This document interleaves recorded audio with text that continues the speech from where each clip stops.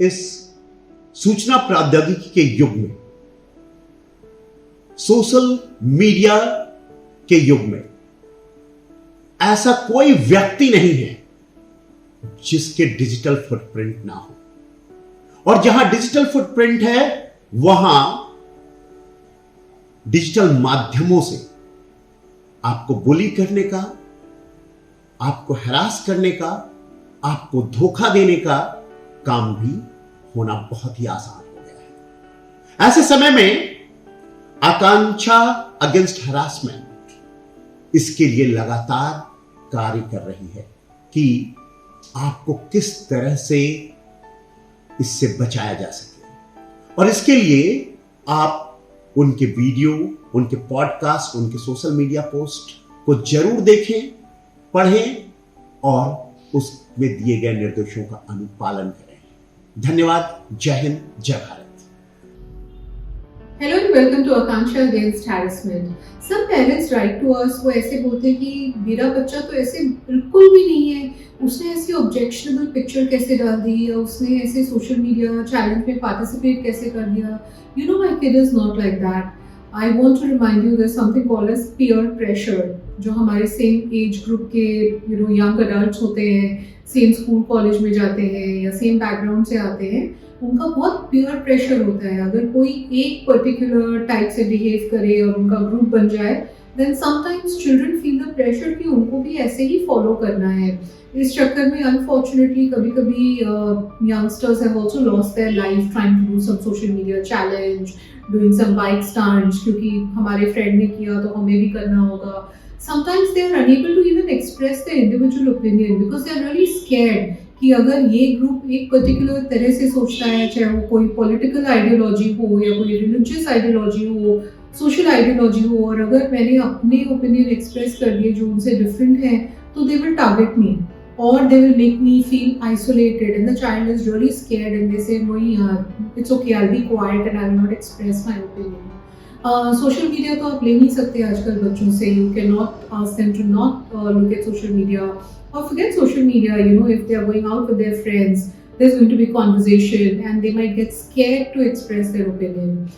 This is really your responsibility, parents, कि आप उनको बैठ के उनसे बात करें और उनसे openly बात करें. आपको किन चीज़ों के बारे में बात करनी है? First and foremost, you have to tell the child that they need to maintain their confidence and their self-worth is not coming from attaching themselves to a group. अगर वो किसी ग्रुप से डिसएग्री करते हैं या वो ग्रुप कुछ ऐसा काम कर रहा है जिससे कोई हर्ट हो सकता है, किसी के सेंटिमेंट हर्ट हो सकते हैं, और they are trying to humiliate someone, your child should not be a part of it. How will they not be a part of it? When their self worth will be high and when their critical thinking will be clear. Right is right, wrong is wrong, no matter how many people do it, no matter who does it. जब आप उनको इस बारे में बहुत ही clearly बात करेंगे और समझाएंगे, जब आप ये ऑनेस्ट कॉन्वर्सेशन करेंगे, then your child will have that confidence. There should be very clear rules about what they are supposed to be saying and doing online and what they are not supposed to be doing online and what they should also speak against if something of the kind comes up which is objectionable or which is not fair. एक बहुत ज़रूरी बात और भी, you have to talk to them about the perils of sexting. Why? Under a certain age, it is not okay to be sending any kind of compromising pictures, nude pictures, particular kind of messages, and they should also not be bullying someone into receiving these kind of images or videos. You can land them into very big trouble and will have a huge impact on their future, on their careers, on their personal lives.